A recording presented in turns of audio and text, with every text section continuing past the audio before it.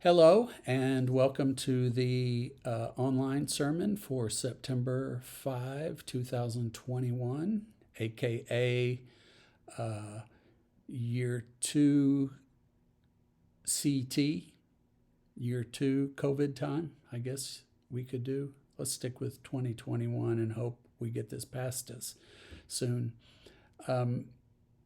I'll tell you a few announcements here. First of all, I'll remind you that we started a new process with online stuff, and what we're doing is by early morning on Sunday, there is a recording of the sermon made available to you, and then later in the day, like before supper time, hopefully, we'll post a recording of the entire in-person worship service so that you'll have it'll give you a better sense of being there and seeing what's happening. I messed it up last week. Got the sermon posted in the morning, but spaced it until Wednesday and didn't get the recording of the in-person service up, but I'll do better. Actually, we're handing that over to Mackenzie, so it will get done. Here's what's happening in the next few weeks. First of all, we are going to meet outside for the in-person worship. We're going to meet outside at 10 a.m. on the next 3 Sundays, at least September 5, 12, and 19. Just to be an extra measure of safety. And so that service, again, will be outside in the parking lot beside the church, in the shade trees there. Bring a lawn chair. You can bring coffee if you want or whatever. And what else? Oh, you might bring a jacket. It's supposed to be nice tomorrow. It might be a little chilly for some people, but it's not cold by any means. So that's tomorrow, the 12th. We were going to have worship in the park, share Pence Park, worship there with Memorial Baptist, but that program got canceled because of the spike in COVID cases in our area. And then on the 19th, that's going to be a special day. That's going to be our annual Heritage Sunday. We are 198 years old on that day, which is pretty amazing. And on that day, we will also say goodbye, have a retirement party during the Sunday school hour for Sally Feastbeck, who retires after, I think she was with us originally, 1823. She's been New Hope's office manager since 1823. And she doesn't look a day over 170, I don't think. So anyway, we're going to do that on the 19th, and you'll want to come out and be a part of that too. I don't think I need to do any kind of special segue because I can go straight at this point to the sermon for today. And it's from Mark chapter 7, beginning with verse 24.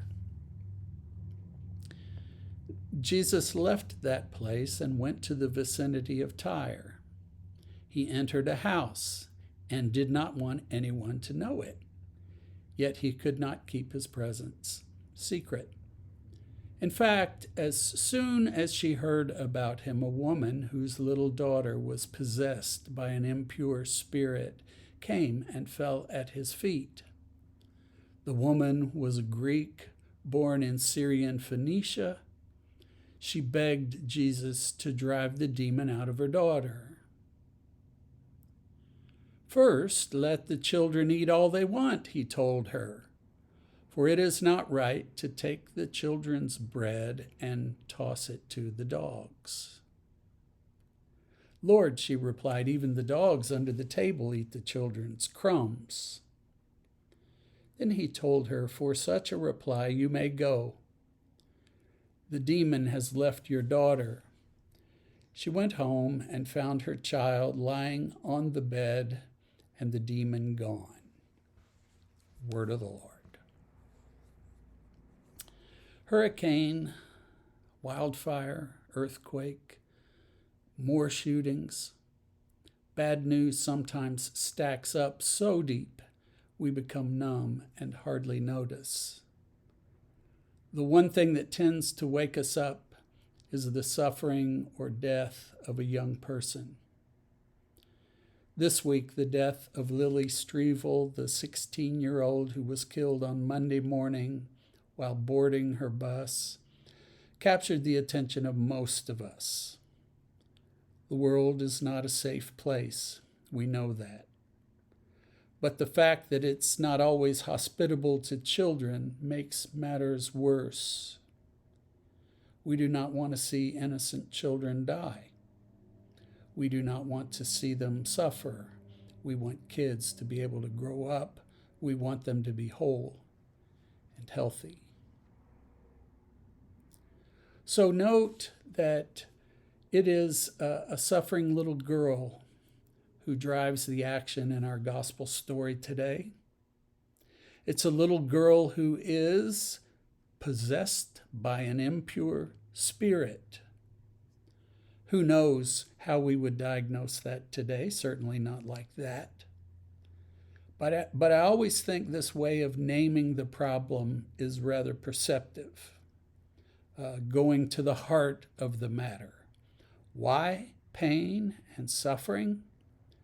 Because we live in a broken world where Satan and his army have not been put into their final place. Powers of darkness run amok, inflicting bodies with disease, filling minds with confusion and fear, and robbing people of life.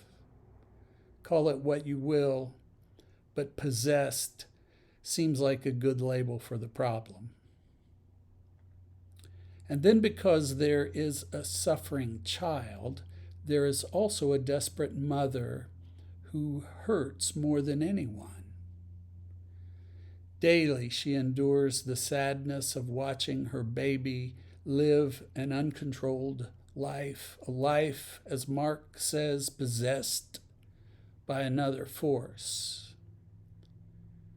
We should imagine her, I think, at wit's end. She has heard of this healer, Jesus of Nazareth. At a last resort, perhaps, she goes to him. And WWJD, what would Jesus do? What will Jesus do? I think that's always a good question to ask. I know that some of you wear the bracelet or carry some other WWJD reminder on you, and I think it's a great thing to ask as you work your way through a day. The only problem is sometimes Jesus doesn't say or do what we expect. Sometimes he surprises us. Sometimes he shocks and or confuses us.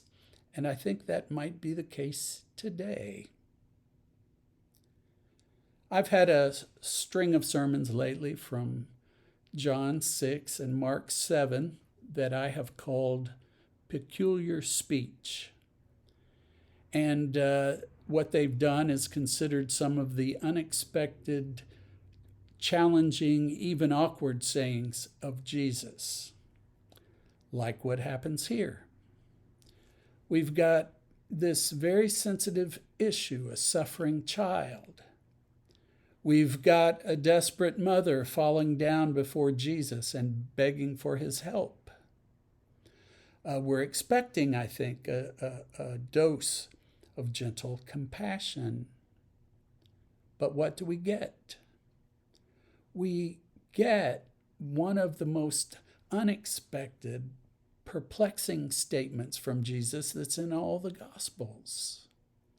When the mother humbly asks for Jesus' help, he replies, "First, let the children eat all they want," he told her, "for it is not right to take the children's bread and toss it to the dogs."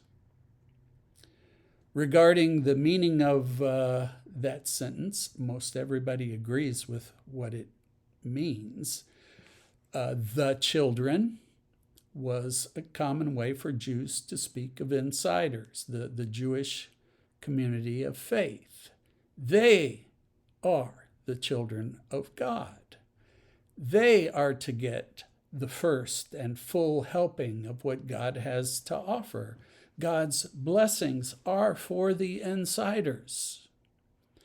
And the dogs was the euphemistic way that Jews labeled Gentiles, non-Jews. And by the way, don't be thinking of your domesticated, registered golden retriever here. The dogs of the ancient world tended to be the strays that ran the streets. So, not a nice saying. Rather offensive. Not our usual WWJD expectation, right?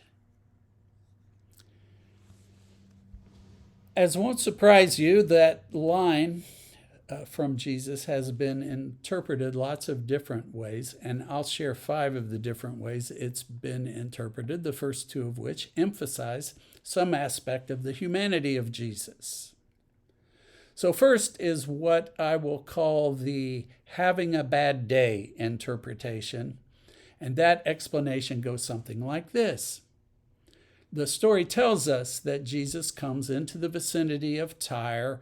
He wants to be alone. He wants his presence to be kept secret. But his retreat gets interrupted by this woman, a Gentile, no less, and in a moment of weakness, he goes off on her. Well, I have no problem imagining that Jesus had bad days. And I don't know that a testy moment like this would necessarily have compromised his sinlessness.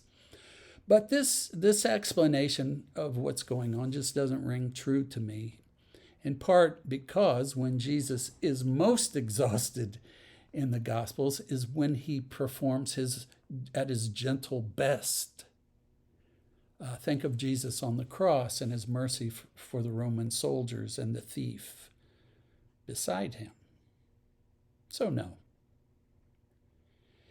Interpretation number 2 is another human explanation, but it is the Jesus doesn't yet fully know who he is interpretation. This view again emphasizes the humanity of Jesus, that as a human being, Jesus, at least sometimes, had to work with partial understanding, and at this point in Mark's gospel, hasn't fully grasped the extent of his ministry to the world.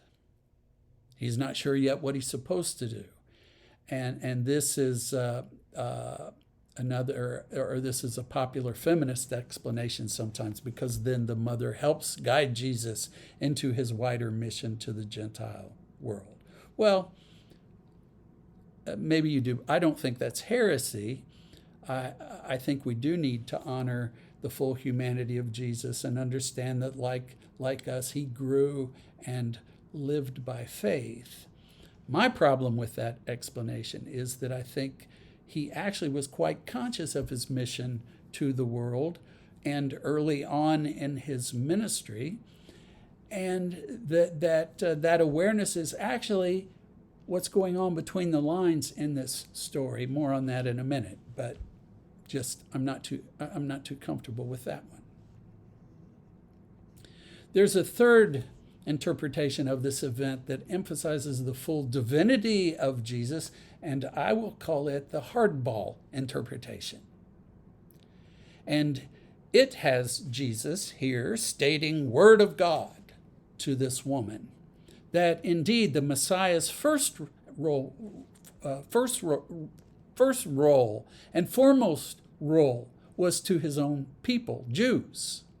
And can't take it? Well, tough. It's how it is. But then, of course, he grants a gracious exception and heals the woman's daughter despite the truth of the matter. Well, I don't like this one either, because I think the very thing Jesus is doing here is demonstrating that Messiah, the anointed one of God, actually is for the whole world, which brings me to this. odd sounding at first interpretation, but one that makes sense of everything. View number 4 is the Jesus isn't saying what he says interpretation. Well, he, of course, does say it, but I don't think he's saying it, meaning it in the way that it sounds. I think he is saying out loud what the people around him regularly said. I think he is making audible what his closest followers were thinking. Messiah was a Jewish title. Messiah was the one who would come and deliver Israel from her oppressor. Messiah was for the children. So Jesus says that. He just puts it out there on the table, even as he is about to undo it. We often say things out loud in order to correct them. Paul does this, the Apostle Paul does this all the time in his letters. And one of the hard parts about interpreting Paul is figuring out where he is saying what others are saying and where he is saying what he is saying. And I think a good example of that is in Romans, where Paul's talking about how God takes our failures and just pours mercy onto those. And then Paul says, so should we go on sinning in order that there might be more grace? Should we continue in sin that grace may abound? Well, actually, that was somebody else's argument. He goes on to say, no, God forbid that we would think about it this way.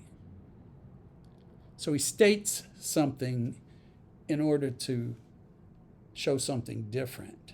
And I'll give you a very common, I'm not really saying what I'm saying example.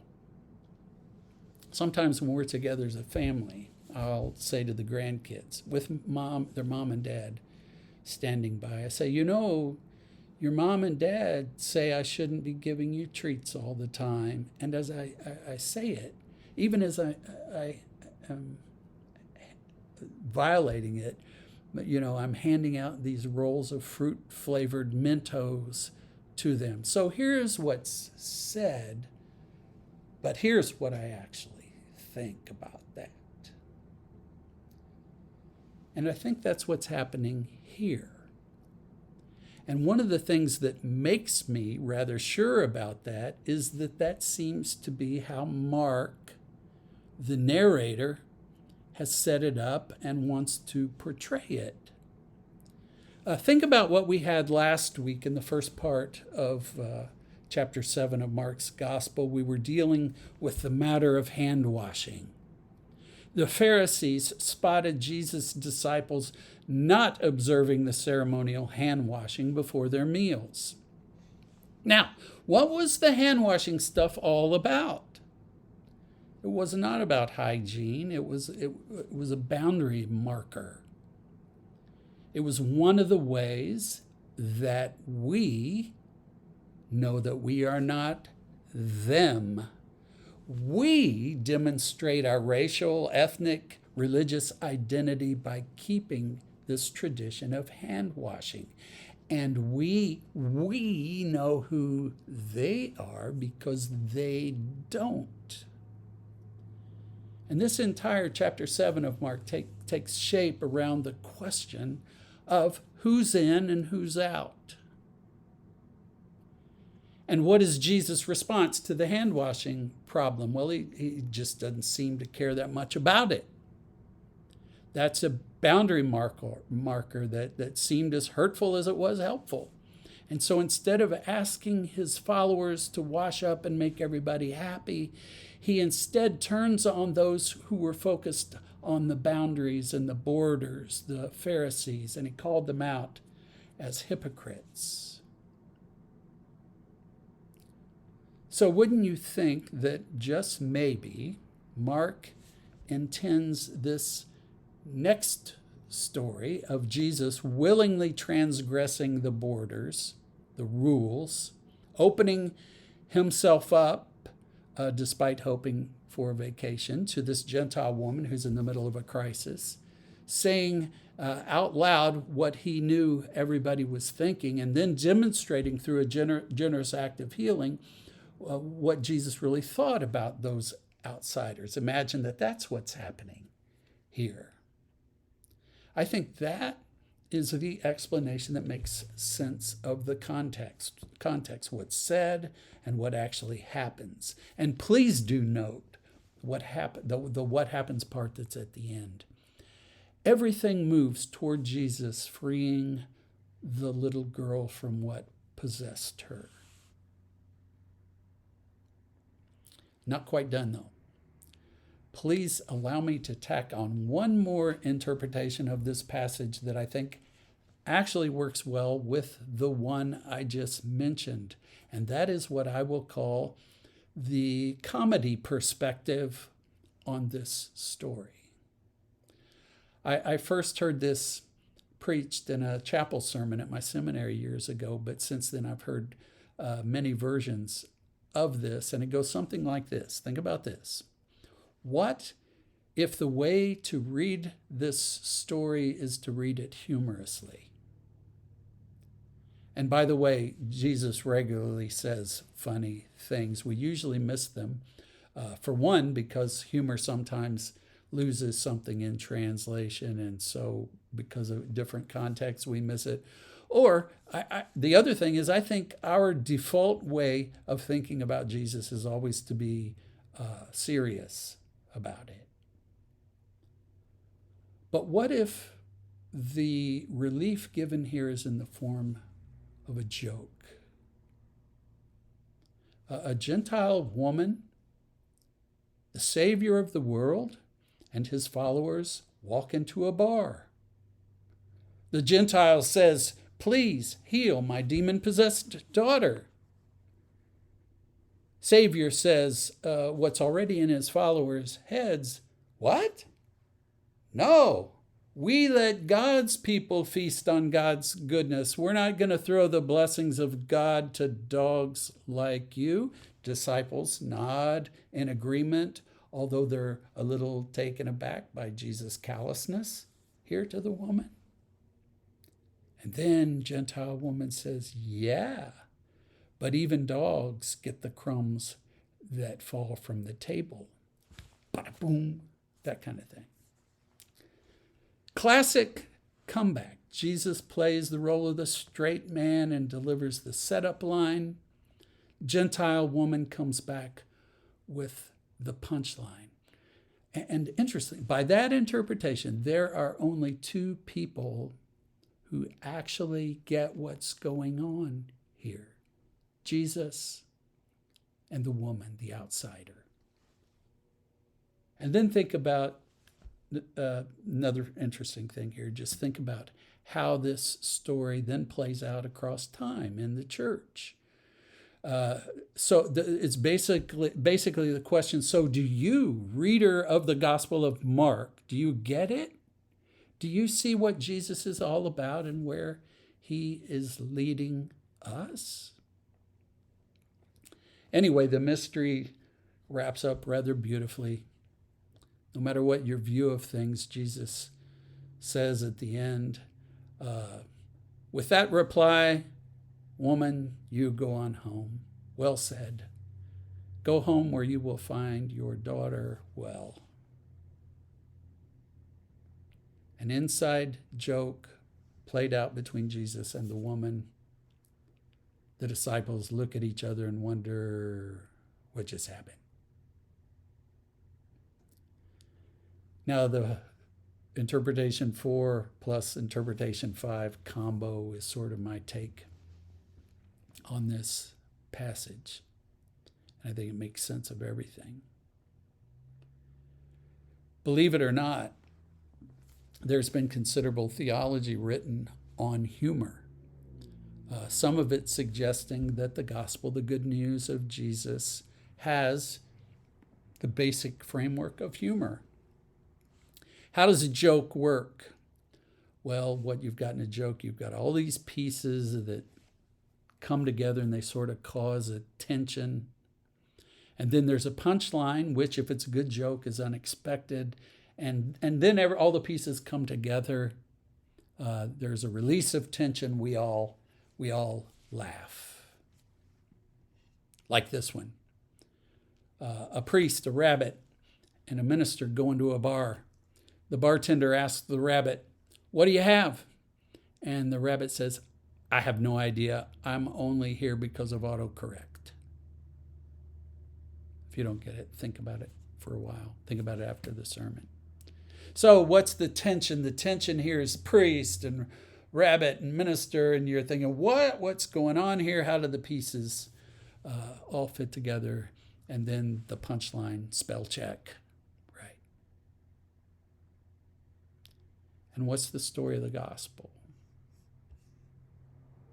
Chaos, confusion, death, a world of suffering children.